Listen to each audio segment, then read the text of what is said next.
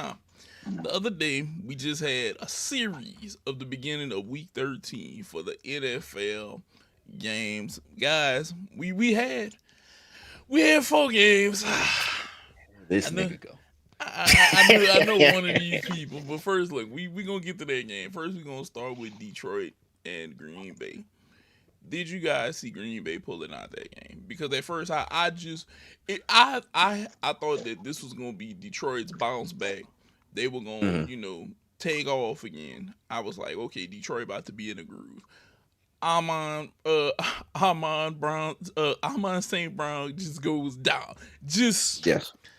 he gets rolled up blocking, and I was like, oh my god, this Yeah. can go horrible. Jameer Gibbs did have a good game, but did we actually see Green Bay pulling that out from whenever y'all were peeping that out? So I would say I didn't because it was like I would have thought like before the game that the Lions would have won, especially with them being at home. I still think that they're basically the number one, number two best team in the NFC, and I guess I put them up there for that. But then Micah Parsons took the field and said, "I am the best motherfucker here. I'm the best motherfucker on this day," and took the fucking thing over. And so, like, once he started playing, once that defense really started to take over, Jordan Love basically had, he had the big touchdown to Christian Watson. Basically, he was flinging the ball everywhere. He didn't have a lot of yards, but he basically like had a lot of great plays that he made. But it was just like yeah, once that started to happening and the Lions basically just could not really answer, yeah, I didn't see the Packers or I didn't see the Lions coming back on that. What did you think of that game, Bisky? I mean, stuff was a little questionable. Feel like that NCAA touchdown that they might have gave him. You know, that I rewinded it so many Yeah, times. I'm like, they won. They count that as two. I was a little, yeah, but hey, they did. The Lions have been slowly declining. Despite the great play from the players collectively, I don't know. I think it might be the defense is really what's falling. But the Lions have slowly been declining, and which is shocking because they was mhm, one of the teams I seen exploding this season.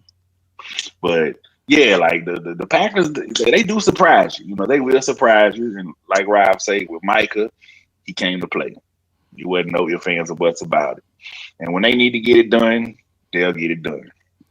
There was a couple questionable calls. I was like, Yeah. It was some questionable calls in that game. I'll say that touchdown was one of my look.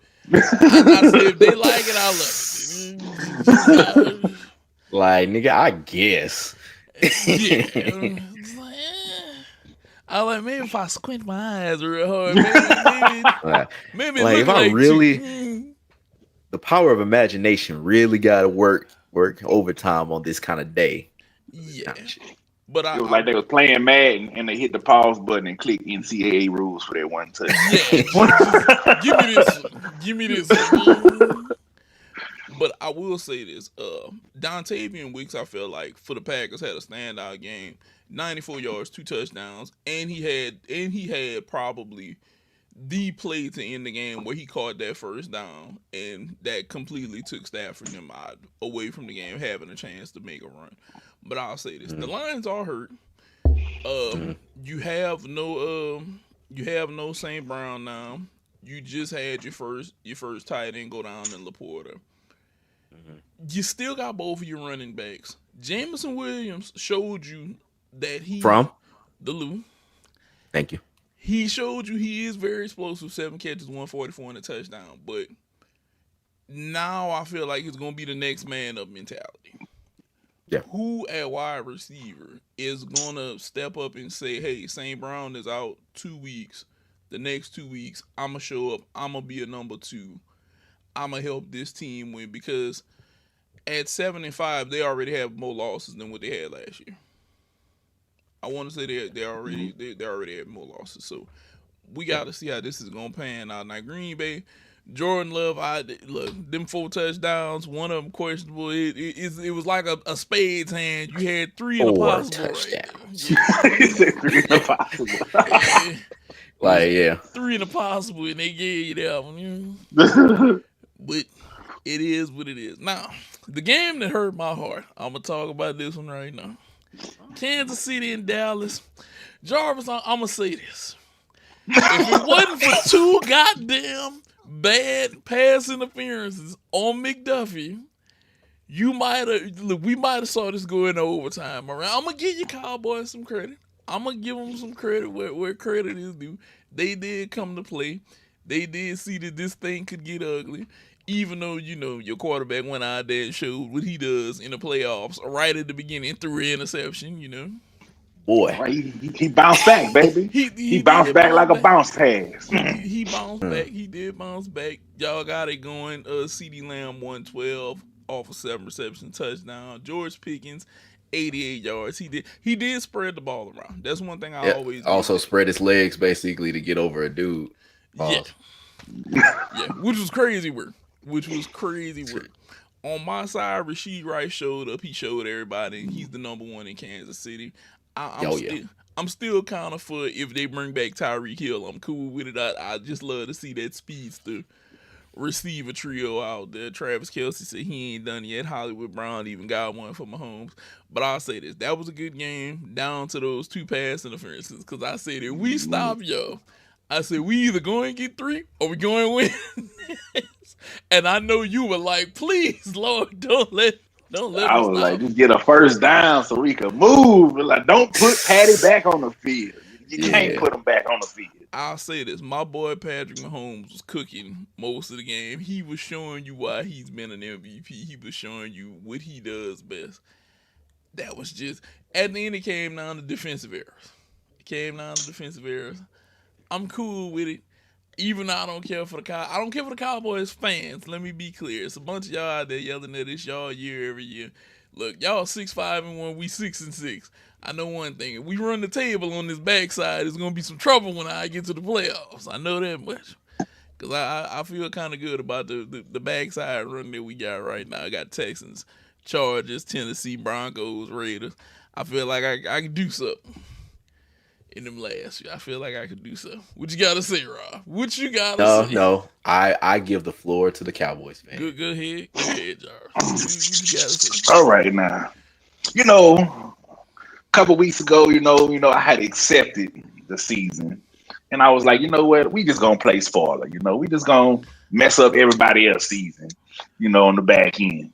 But now that I look at the standings, I look at how the games are going. We beat the Eagles. They just took another L. So we one game behind them now. That's true. Lions lost on Thanksgiving. And we also play them next week that we can jump them in the standings. All we got to do is see what the Eagles and the 49ers will do for the next couple of weeks. Our schedule looking pretty good. Out of the next 5 games, Lions and Chargers are probably the only 2 I see giving us some trouble. We got Washington and New York. I feel like that's dubs right there. Washington and New York. Yeah. I feel like Washington and New York, that's dubs. Chargers could possibly give us a little trouble. The way the Lions are backsliding, especially depending on whether Amon St. Brown, if he come back, I don't really think the Lions defense can do too much with our high-powered offense. That game will come up to our defense. So we looking pretty good. We in a good position to kind of just slide in there, just kind of slide in the back door of the playoffs. Like, just shimmy in there, excuse me, get our way in there. But also, another game that I think is a piece of cake, Rob's Vikings. I think that's ain't they what 4-7 right now? That what they did? 4-7. I asked you what the fuck they are.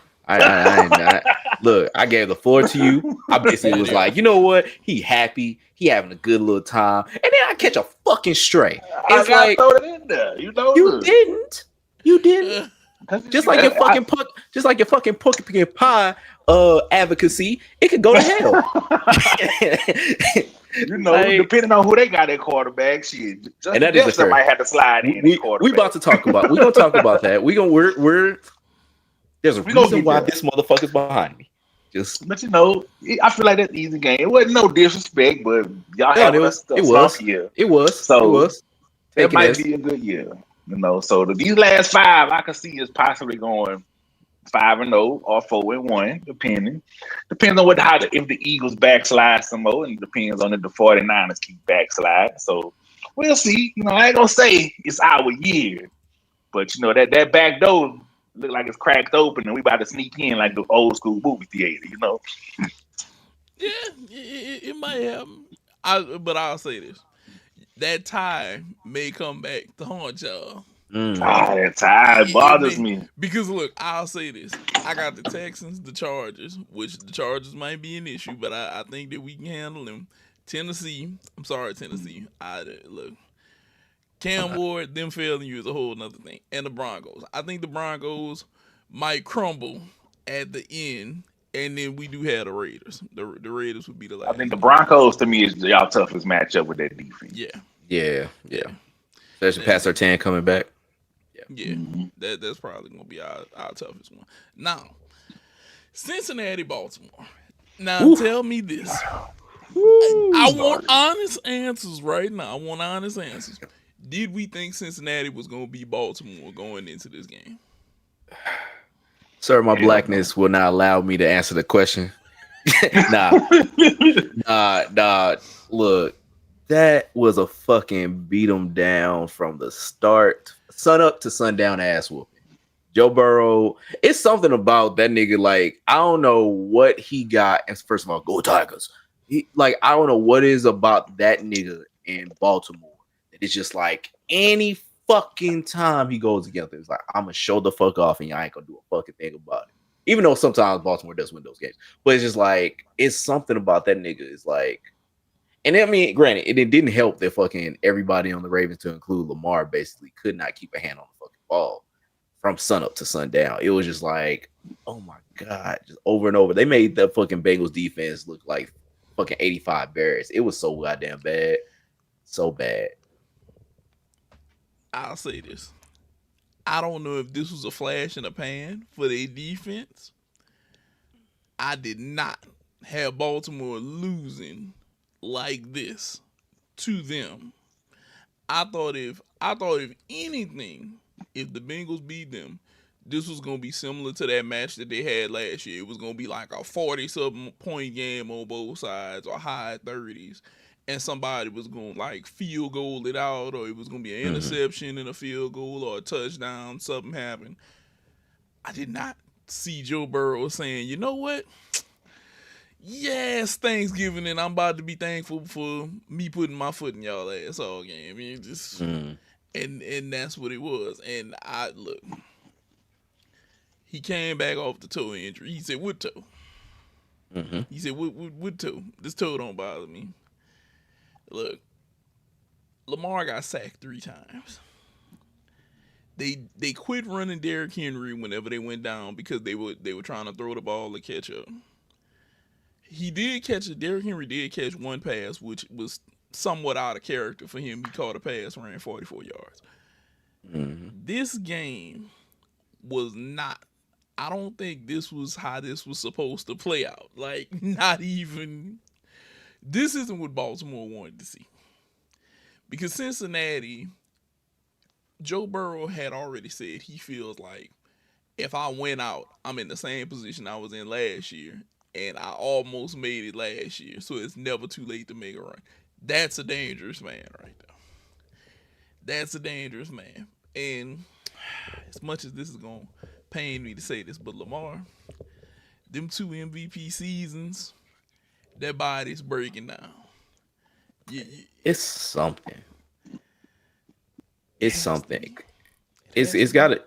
It's between that and like the head coach, dog. Because it seems like in these big, or I don't say these big games, because I mean that's a big game of Thanksgiving or whatever, and it's a division rival. But it seems like there's a bunch of nutting up that happens. Like, granted, the first game of the season, prime time, they went to the Ravens basically all of like what 46 minutes, and basically looked like the best team in football for that 46 minutes.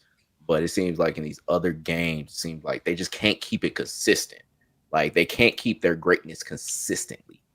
I don't know what it is. I don't know if they need to remove the coach or what? Because I know they ain't gonna try to get rid of Lamar. Like you said, he's 2-time MVP.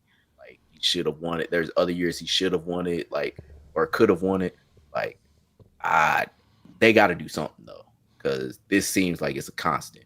Four And I, fumbles, four four fumbles that they fumbles, lost. which one of Lost them all. was like a likely there was likely's fumble at the end zone that went out of the end zone or whatever. Like if he basically got a couple more steps, it would have been a touchdown. It's crazy. Lamar, Mm-mm. you a bum. That's all I gotta say. You a bum, Lamar. This is coming What the straight fuck? from my fantasy league. Cause this come straight Uh from my fantasy. I I took a knew it. risk on you, yeah, I knew Lamar. it. I knew yeah. it. I I knew was I it. drafted a like, quarterback early for you, Lamar. You get hurt, you come back, you play like a bum, and I give you a chance because you are playing the Bengals defense. I say there's no way he stinks it up. He sucks on against the Bengals defense. And like Rob said, you got them looking like the 85 fucking Bears out there. Lamar, you have just shown me why you need to ride the bench for the rest of the season. You ain't getting no more PT. I, I thought my I ain't boy got. I'm done. I thought my boy was going MAGA for a second, but nah, he was like, nah, I feel his pain because I understand that kind of pain. You be like, nigga, because I bench niggas just for basically having bad games and big games that I needed. And I'll be like, man, fuck you. Like it's gonna make a goddamn difference. Like me benching him is gonna basically make his change. It was just like, Yeah. I just need you away from me. I've cut people in my fantasy. I understand that feeling. Like that's to my heart. That's to I my drafted heart, a right? quarterback early to get him. I drafted an early quarterback. This is like, let me get a great quarterback this season. Bum of the year for me. Bro, You on my bum of the year list for my team this year. look, Damn. and it's bad. It has been very bad. Like I'm not gonna lie to y'all. It has been very very very bad in like multiple situations with that shit. Like look, Lamar is one of those guys where I think we put so much stock into him being good. We were like, he's been an MVP. He's been good. He's gonna be the guy for everybody, and he hasn't been the guy for everybody. And on top of him not being the guy, it's that team. Look, they were supposed to run it down Cincinnati's throat. You got Derrick Henry back there. Just hand him the ball and let him control the offense. And it's just like the next team we about to get into. I feel like you're putting too much pressure on a guy who isn't a pure pocket passer, but he can throw the ball. And you're telling him, go be goddamn John Elway. Go be Dan Marino them right now. But the thing about it is he can. It's not that he is incapable of being a pocket passer. He like for all intents and purposes, because I remember people talking about this when he got into the league when they said he was a running quarterback. It's like the Louisville offense that he was under with Bobby Petrino is a pass happy offense. It's not a offense that's like not run and shoot or like a triple option like the Tom Osborne, Tommy Yeah. Frazier offense. It's a back, sit in the pocket, do it. The only thing is he has so much ability that he can get out there and basically run 70 yards at a moment's notice. And it's the same thing with him now. It's just the thing about him, he has shown to be great.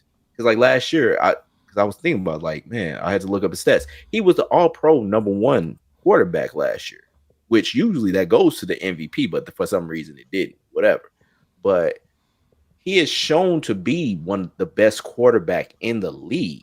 He just hasn't shown it consistently, and he hasn't shown it in the big times when it really matters. And that's really the it's shitty because it's like I'm a person of hey, if you show it, you show it. Period. Yeah. Like Peyton Manning don't get no demerits just because he nutted up in those games against the Patriots until it worked out.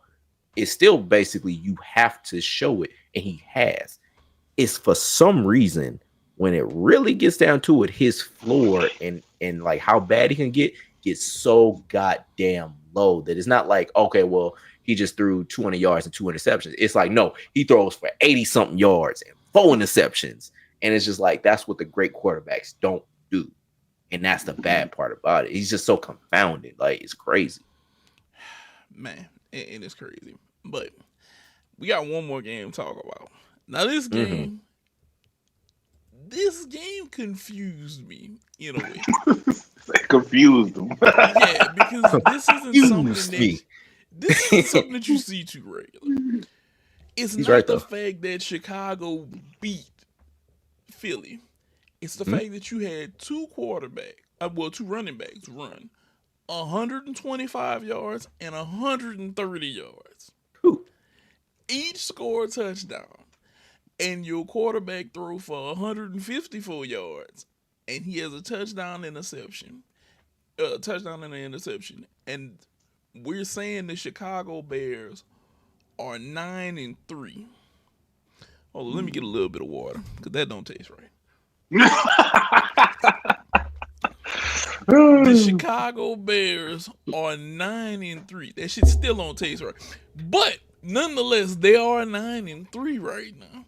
And who would have said this year the guy that they picked last year would have them at 9-3 this year? And we're saying the Chicago Bears are that good this year. Was this on the 2025 bingo card like Chicago winning 9+ games or something? Because Not mine. we I missing I don't something. know about it. I don't. I'm shocked, like because coming from where they was last year, I mean they didn't really make any major like changes in my eyes, and I'm like, I don't know what's going on. Shout out to my late season pickup. Sorry if I don't pronounce his name right, Mungai, something like that. The running Yeah, back. my homie just called him Mongolian. Look, Yeah. you've done wonders for my fantasy. Salute to you, sir. Yes. Salutes. The Eagles aren't terrible. They're 8-4. But this They're terrible. loss, They're terrible. Damn, this he ain't wrong though. loss, He ain't wrong though, but look, I know two things about that Eagles team. Saquon ain't Saquon right now. Their Sorry, offensive Ryan. line you're is welcome. still hurt. But should the Eagles be like concerned just a little bit? Should they be concerned? Yes, I've been saying Concerned? yes. I've been saying to everybody that'll hear my voice, this is one of the most mentally frail teams I've ever seen with the most talent that they have. Like this team is a team that basically they have probably the best collection of talent on both sides of the ball, like bar none. Like like Saquon's great running back. Jalen Hurts is a really good quarterback, but borders on bad. Um, sometimes you got two number ones at wide receiver. You got a number one at tight end. Like you have still most of your line is there, even though Lane Johnson's been hurt and stuff like that, and it's not as good as it was last year. On the other side of the ball, you got Jalen Carter, who's an All Pro level defensive tackle. You got talent up and down this team. The problem is for whatever reason, when Jalen Hurts gets in his head and just basically is like, I'm just gonna fling it somewhere. Whatever it's gonna go somewhere. And AJ Brown is mad that he didn't get 10 receptions for 250 yards a game. And like Devontae Smith, he just there. He just be happy. He seemed Yeah. like he just be cool. But like, and then Nick Sirianni does like the most strange shit like in the game. He's gonna do something strange in that game or whatever for whatever reason. Just give him a chance. This is a team that basically is going to shoot itself before you shoot it. Like that's the thing about me and this team. Like they're too damn talented to lose games at home to a team like this, who is one of the worst defense, like a bottom tier defense, putting 15 against a bottom tier defense. Even though they force a lot of turnovers, which I'm gonna get to in a minute too, but they force a lot of turnovers.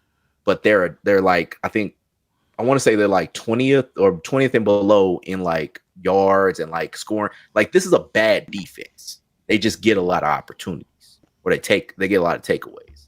And so yeah, like, nah, man, this team, they're mentally frail. And that's the only way I could really put it because the talent is all there. It just ain't here.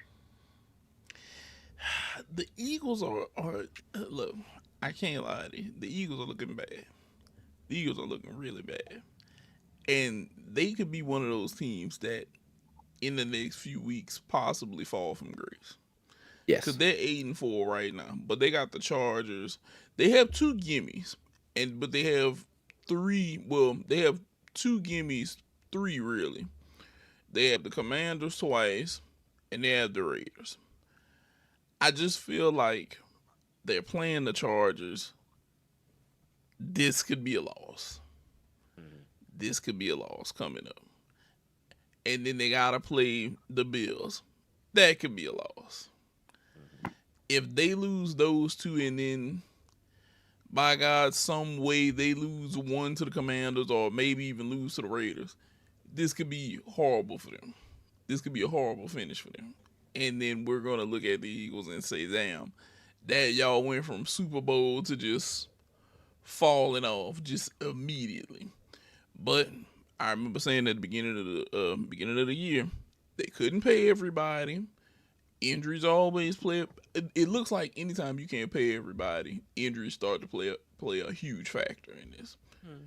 Injuries have been getting them out of here, and then Saquon is like he's not able to produce like he produced last year for you, Right.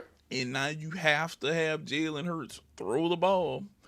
And to me, my one knock on him has always been he have them games where he's outstanding throwing the ball, and then he have them games where he's middle of the road throwing the ball. And those be the games where I feel like you need him to be just above middle of the road to get us through this, and he just stays middle of the road, and we lose this. And look, 24 to 15, 24 to 15. I was just bad enough to lose the game and not good enough to win him.